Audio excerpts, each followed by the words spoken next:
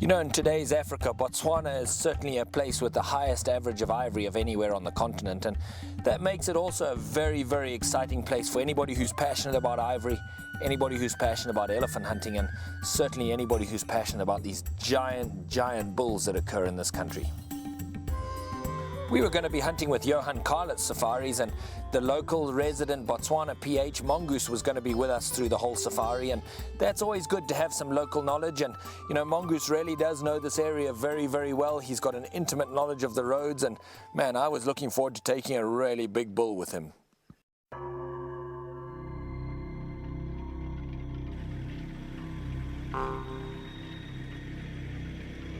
You know, one particular occasion we found these giant tracks crossing the road at just enormous footprints, and as we followed them, they were very, very fresh. There were some fresh droppings, and I just knew that there was something special in the air that morning.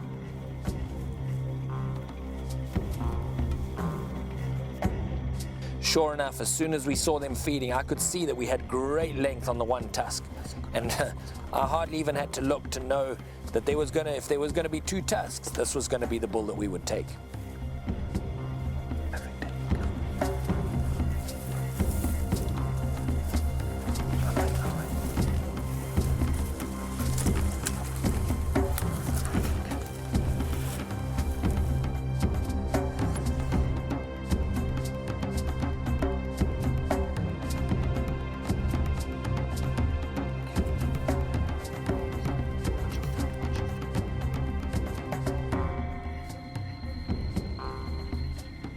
Luckily, the wind was perfect, and as we got to about 8 or 10 yards, I think he must have heard something, because he suddenly looked over the bush and held his head way high. Man, that was a sight to behold. He's got great length.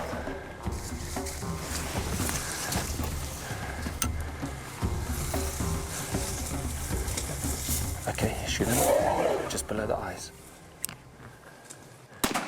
Again. Shot. Unbelievable, my friend. Reload. Absolutely beautiful second shot. Reload. Come over here. Come over here.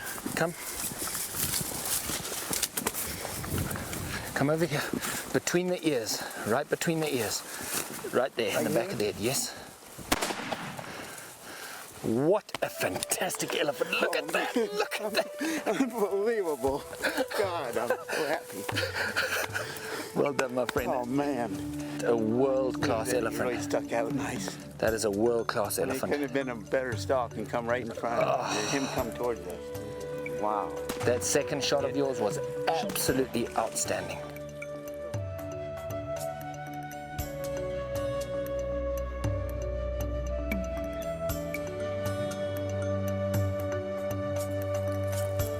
Man, that is a sharp knife. Congratulations, sir. Thank you very much. On a fantastic elephant. That was a hunt of a lifetime. Absolutely, man. And you did some great shooting. Well done, Mr. Mongoose. Thank you very much, eh? Thank you, Mr. Mongoose. Thank you very much.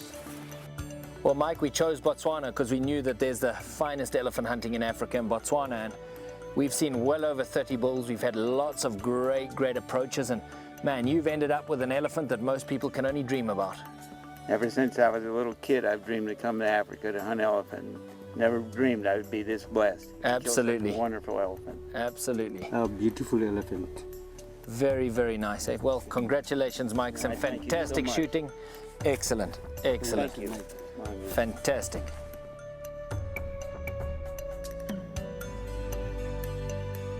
Hunting classic big game in Africa with a classic double rifle is any hunter's dream. This has been my dream, and I can't even tell you what it's like to walk up to big game, even when you don't shoot, with a double gun over your shoulder.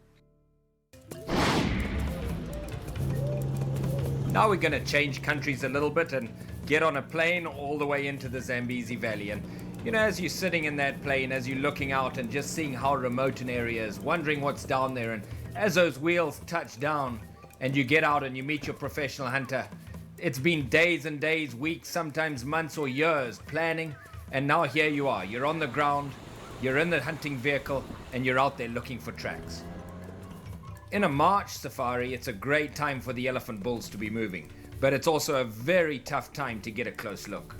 The bush is very, very thick. It's lots of whispering, lots of very close-up action, and very seldom do you get to see the whole elephant. It's also a time where one's got to be pretty careful, because you can get a pretty confrontational situation developing without you even realizing that you're getting into one. You know, a lot of the kind of hunting one does in the Zambezi Valley, you start off the day looking for tracks, you're driving along, you're assessing tracks that are crossing the road, you spend a lot of time in the vehicle. As beautiful as that is, it sometimes gets a little tedious covering all of those miles in search of tracks. We just left camp. It's 6:30. We've been gone about 20 minutes outside of camp, and we're on elephant track. So we're gonna go see what he's got.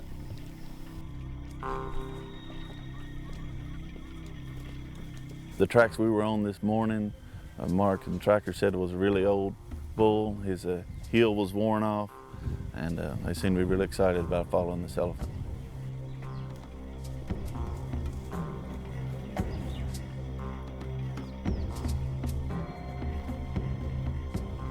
It's really amazing watching these trackers. You think, well, anybody can follow an elephant through the grass or through the mud, but when he walks through 30 other elephant and their tracks are all on top of each other and they're still capable of picking that one specific track out and staying on it, it's just amazing.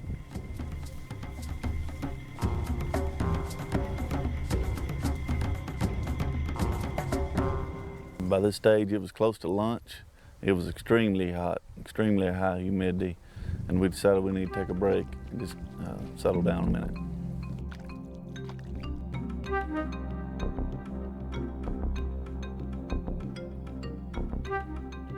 Once again, we got right back on the tracks.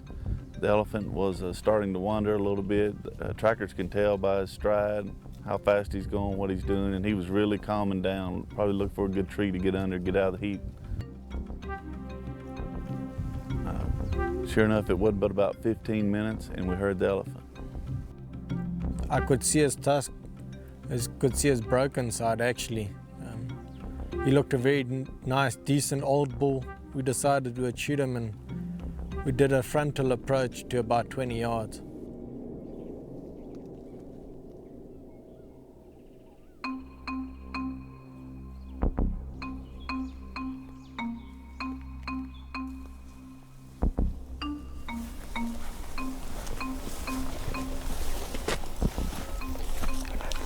Do you see him there? You can see his right tusk.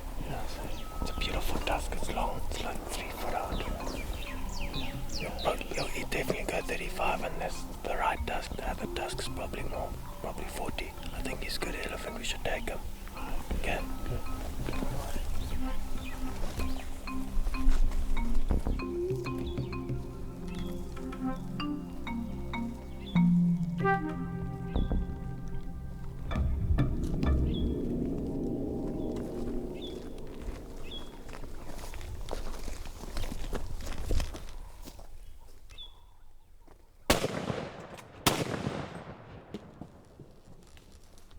In the leg.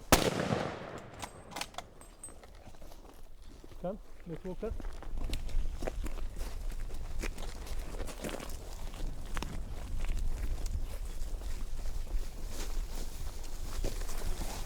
Put one more between his front legs in that sort of gap by his neck there. Well done, sir. You shot a very nice elephant. Well done. Woo.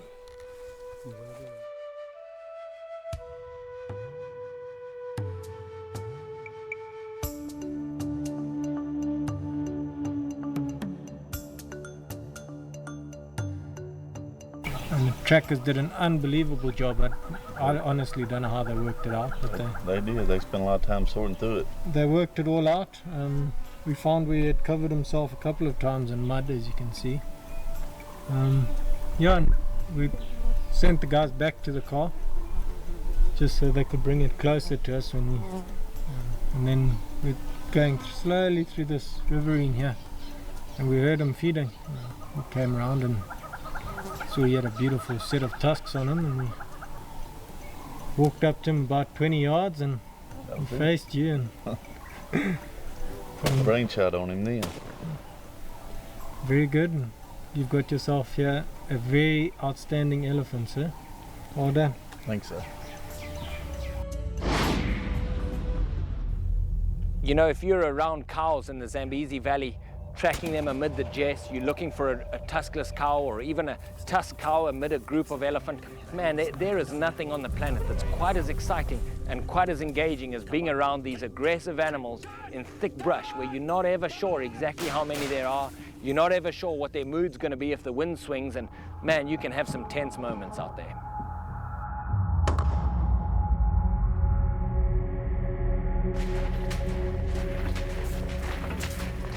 Now, these riverbeds are actually a great place to start a walk and go up. They've got thick brush either side, and it just seems that a lot of the elephant are in that thick brush. So we're just getting our stuff ready and getting ready to go for a nice long walk up this river, and hopefully with the wind in our faces we'll come across some elephant.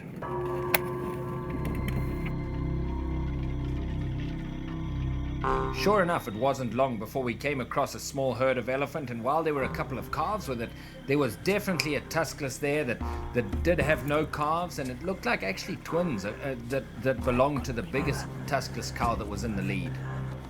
You know, they sensed that we were close, the wind swirled a little bit, and they kind of split up to get up into the thicket on the other side of the river, and as they moved into the thicket, we speeded up and we were able to really get up into the thick bush amongst them. And you know, you're walking into that thick bush, they still listening for you, you trying to spot them, there's elephants everywhere, there's crunchy leaves underfoot, and it just got pretty exciting in that thick bush.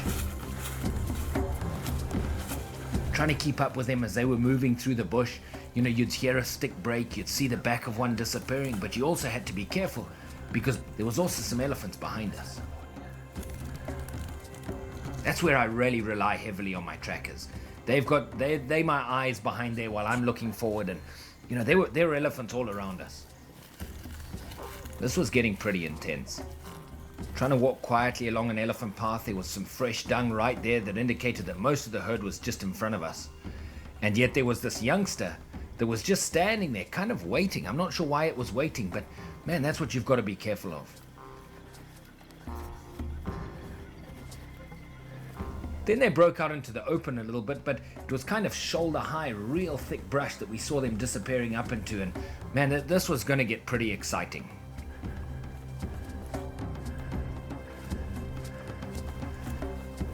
Now we were following behind the majority of the group, but there was also some of the group coming up behind us, so we were kind of sandwiched between the herd, and you know, there was a very distinctive elephant path, so you know, one had to be very, very careful about the speed at which one approached, and I wasn't sure at this point exactly where the tuskless that we wanted was. Okay, just watch this one at the back. Watch this one at the back. Okay, come back down this hill, come back down this hill. Okay, let this one go past, just let this one go past. Just keep still, keep still. Okay, come. Come. Okay, come on. Between the eyes. Again. Come to this tree.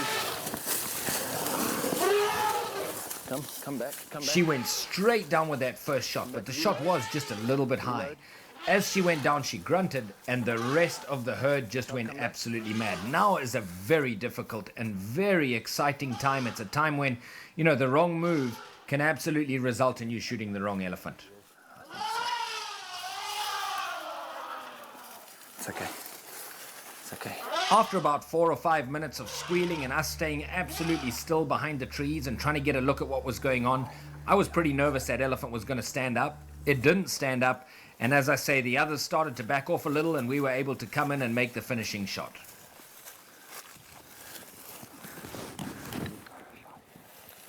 Okay, do you see where its chest is? Shoot.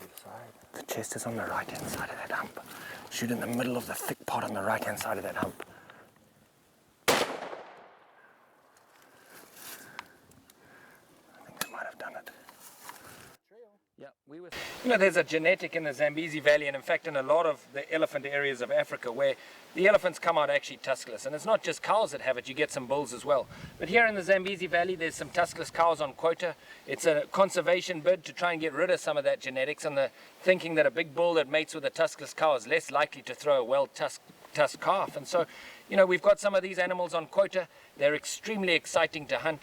It's thick brush. They're always in a herd unit. So, man, there's not much that comes alongside hunting tuskless cows in this thick bush. And we've just taken this big old cow. A great hunt, and, you know, lots of excitement in this thick bush with a lot of elephants and a lot of chaos in there. We're going to finish off the elephant hunting chapter with a hunt in Tanzania, just to round off some of the countries where the elephant hunting is the most successful in Africa today. You know, Tanzania's got very different elephant genetics. They're not as big as the Botswana tuskers. Neither is the ivory really as heavy, neither volumetrically or as dense. So, you know, you're not really looking for weight there. In Tanzania, you truly are hunting for very long ivory. It's got long, very beautiful, thin ivory. And on this particular hunt, Graham Weiss and I were out there together in the Bundu Safaris concession up in Lokasali, which is in Maasai land. The rains were just starting and the elephant movement was great. There we go. It's okay. It's okay. No, it's okay. He's quite fine. It's quite fine. He's absolutely fine. We just want him to get out of the wind. The elephant we want to see is still coming in. We don't want to disturb this one and have him take them all with him. Soon thereafter, we came across a lone bull in this bachelor herd, and I kind of knew right off the bat that that was the bull for me, but not having enough field judging experience, I deferred to my PHs. Immediately just saw these two shafts of ivory just going down into the grass. I mean, the kind of elephant that one only dreams of seeing. But you know, sometimes you got to be careful, because that initial reaction is not always the most accurate reaction. So we started to walk in and have a close look at this guy. His right tusk weighs better than his left tusk. His right tusk is a bit thicker than his left tusk. It's not quite as tapered. It's his working tusk. Boy, your blood gets pumping. It's unbelievable. Look at the quality of that elephant. One thing you have to be very careful of with elephant is to make sure that you've seen the trophy from every angle, and this was no exception to that rule. And from front on, the ivory looked very thin. It didn't look very long, and we were probably 30 to 50 yards away. He was feeding, reaching right up into a tree, and his ivory didn't look all that impressive. And as long as it had initially looked, we decided that it probably wasn't as long as we thought, and that we should probably keep looking. Well, we turned to leave, and Dean and I looked at each other and kind of shook our heads. I mean, both of us knew exactly what was in our head. Are we doing the smart thing here? And the elephant turned around and started walking away, and I just, something in me made me turn and have one more look with my binoculars. And as he walked away, I got the true sense of what we were walking away from. And man, we couldn't walk away from an elephant like that. So we've looked at a lot of elephants, and it's now time to make the stalk on the one that you're going to pull the trigger on. And my whole entire hunting career culminated at that moment, when you're 15 yards away from such a magnificent animal, the largest animal on the planet. And it's humbling. And there's thoughts of Teddy Roosevelt, there's thoughts of Hemingway, there's thoughts of survival, there's thoughts of killing this animal pure because he deserves a pure kill. Just get ready. Okay, you're gonna aim just level with his eyes. Level with his eyes. Level with his eyes. Okay, take off your safety. Yeah, just level with his eyes. Yeah. Unbelievable. Come, Graham. Come, Graham.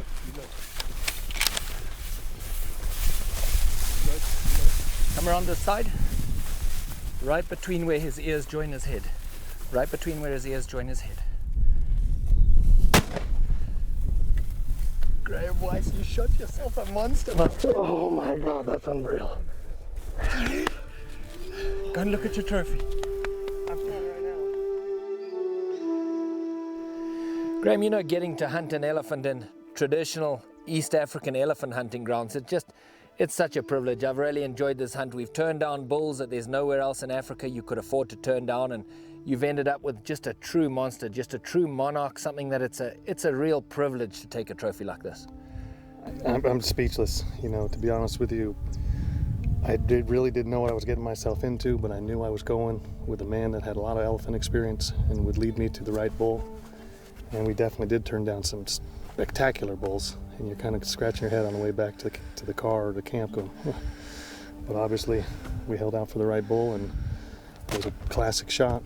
I'm very pleased with today. Hey, I tell you what, Graham, I mean, you've got 50 inches sticking out there, and just that in itself, we got beautiful weight, we got beautiful length, and truly you shot an elephant that people will believe those kind of elephants don't exist, and in great style, and it's been a great privilege hunting with you. I appreciate it. Thank you, Ivan.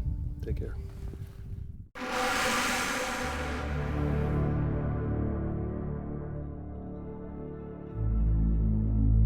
The term Big Five was coined in East Africa back in the old days when it was still possible to hunt the rhinos. Big Five is not a reference to the size of the animal, but more a reference to the aggression, a reference to the danger factor. And the black rhino was a card-carrying member of that prestigious group of the 5 animals most likely to charge you. Therefore, the classic rhino hunt of days gone by was always the black rhino.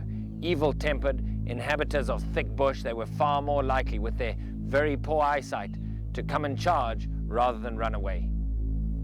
Although his larger cousin, the white rhino, is more available today, he certainly doesn't have the temperament of the black rhino and is a lot less likely to charge. Sadly for the rhino, his horn has been his downfall, and the illegal trade that goes on today has resulted in most areas of Africa being completely decimated of this wonderful species. Unfortunately,